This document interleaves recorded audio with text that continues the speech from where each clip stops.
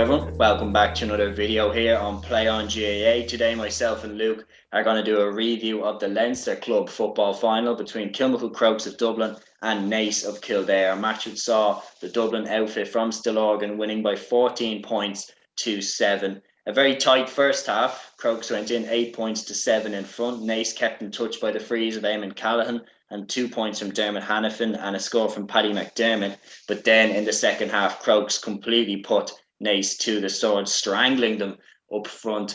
Crokes' defence looked imperious in my opinion, and then up front they did the rest, winning by 14 points to 7, not letting Naas score a single point in the second half, and that is a very impressive stat, taking them into the last four. Crokes are Leinster Football Champions again. Luke, what did you make of this game? I think you summed it up well there pretty much, that it was kind of, that was the entire run. The play was that the first half was kind of cagey enough, didn't really, both teams not really want to make too many mistakes. And then, in the second half, the Crokes back six just completely smothered Naas. I would say probably the quality of the game suffered a little bit due to the loss of Mannion and Kerwin before the start of the game. So like it was the two best forwards that were going to be on show in the entire game, both ruled out of injury.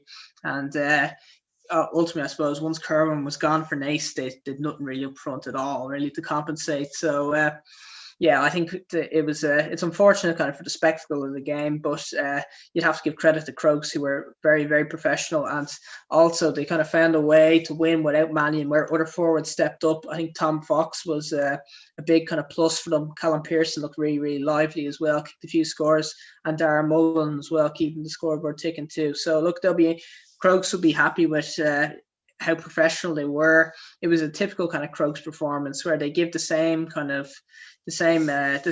performance week in, week out, where they just have this level of consistency about them, and you know what you're going to get with them. But look, they're very, very hard to beat. And look at that defence. I'd say that's probably the best defence that's left in the entire club championship right now.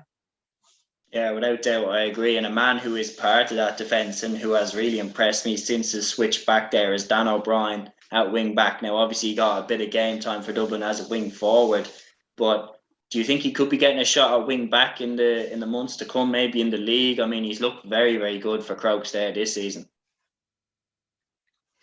Yeah, I think he could do. And like even for parts of this game as well, he ended up kind of in cornerback as well. Same as well the last day where he's rotating between the two positions. And Crokes just have that kind of bit of versatility. I think there now that sometimes Kilmacud O'Shea or Andy McGowan can drop back into the full back line, he comes out.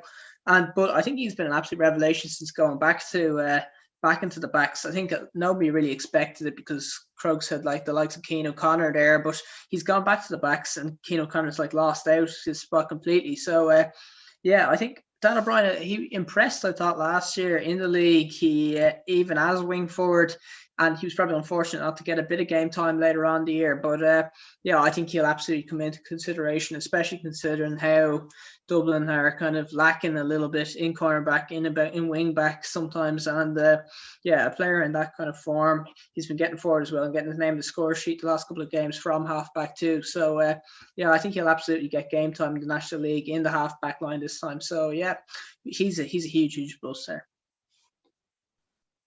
Yeah, without doubt. I mean, he's looked very, very good.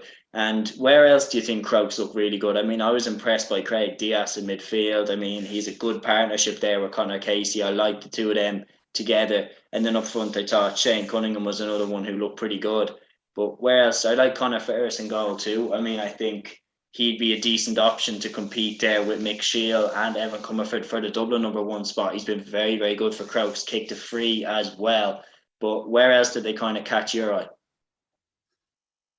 Yeah, I'd probably be in agreement in that the midfield kind of section, and we saw this the last day out as well, where against Port Arlington was that when they get that kick out press right and that teams have to kick out long, they've got big bodies around there like Craig Diaz, like Conor Casey. If Ben Shovlin wasn't involved at the weekend, but when he's in there too, and the other big key part of that as well as Rory O'Carroll now, who his move further out the field has been massive, and you can see him out centre half back. The defensive instincts are still there. He's still getting turnovers all over the place, but under the breaking ball, he's really, really good too. So I think that section there, you've got those three that I've mentioned, and even someone with the size of Andy McGowan as well. It's a big physical kind of unit in around there, and very, very hard to for teams to kind of break that press when Crokes do push up.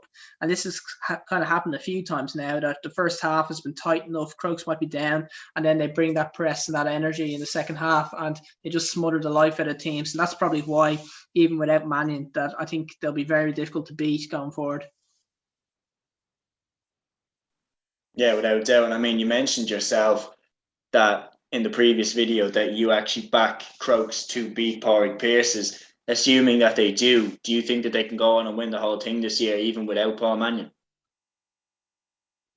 Well, I do think that if they get through the semi-final, the final will obviously be a step up. I'd be predicting maybe right now I'd be looking at one of Kilcoo, or I think the Munster final could be a bit of a toss-up. I think I went Finn Barris for there, so I'd reckon it'd be a Kilcoo in the final. So I think that will be a huge step up. And Kilcoo and Kilmacud are probably two pretty similar teams. They play the game the same way, same style of play as well. Both very kind of can be focused on defence and just that quick counter attack into more forward positions. So they'll play a very similar game, and those games naturally tend to be very tight. So yeah, I think it's very difficult to call. I probably would lean Kilcoo right now, because eventually I do think the Mannion loss will probably start to impact Crokes. But yeah, so I think I'd expect Crokes to get to an All-Ireland final. But yeah, I'm not fully sure if I'd make them favourites just right now. Yeah, I completely agree with everything that you've said there. I do tip them to beat Pádraig Pearses just because it's the more open pitch. Pearses are more used to the tight provincial grounds, but now they're coming to Croke Park, and I think it will suit the Crokes quick forwards, the likes of Darren Mullen and so on. So guys, that is the Play On GAA match review of the Leinster Club Football Final for 2021/22. A match which saw Kilmacud Crokes win by 14 points to 7 and capture another Leinster Club football title. Guys, thanks for listening to this video. Don't forget to check out our others. Like, subscribe, comment and share. And until the next video, guys, take care.